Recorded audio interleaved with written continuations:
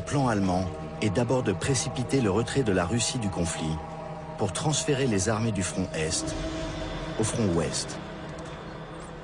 Dans ce but, le général Ludendorff, toujours le véritable maître de l'Allemagne, a favorisé le retour à Saint-Pétersbourg du principal agitateur politique russe, Vladimir Ilitch Ulyanov, dit Lénine. Après avoir écrit des livres sur la prise de pouvoir du communisme, il vivait en exil, en Suisse. Il a 47 ans. Si les Allemands ont financé son voyage et son parti, c'est parce que ceux qui ont chassé le tsar en février 1917 continuent à se battre. Si Ludendorff a voulu cette alliance contre nature, ce n'est pas parce que Lénine veut la fin de la propriété privée, mais parce qu'il proclame qu'il retirera la Russie de la guerre. Ludendorff dit « Lénine va renverser les patriotes russes et ensuite je l'étranglerai, lui et ses amis. »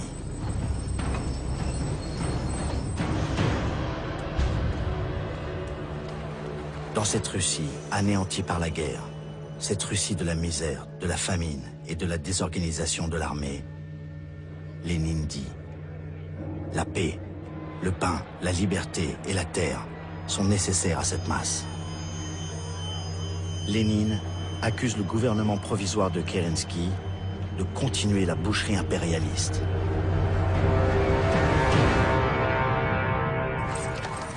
Le 7 novembre 1917, dans le calendrier russe, le 25 octobre, Lénine réussit ce qui sera appelé la Révolution d'octobre, un coup d'État. Une brutale et rapide arrestation des membres du gouvernement provisoire et l'établissement d'une dictature implacable et sanglante. 15 décembre 1917.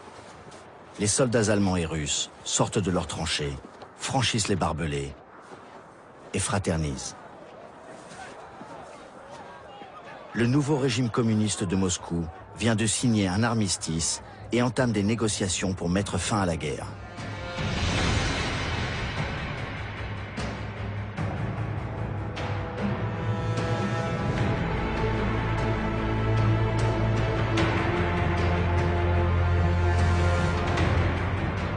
Lénine dit « Nous devons arriver à un compromis avec les bandits impérialistes. » À Brest-Litovsk, une gare à 100 km de Varsovie, s'ouvrent les pourparlers de paix le 22 décembre 1917.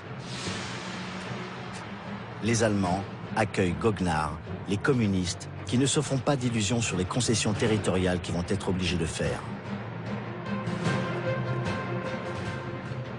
Le traité de paix est signé le 3 mars 1918.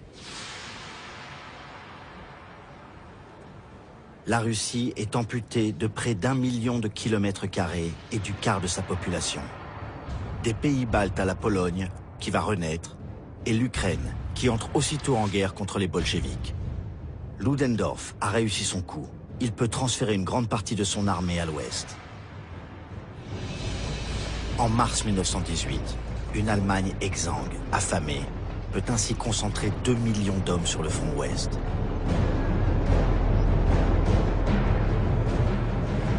Les Allemands ont désormais la supériorité numérique.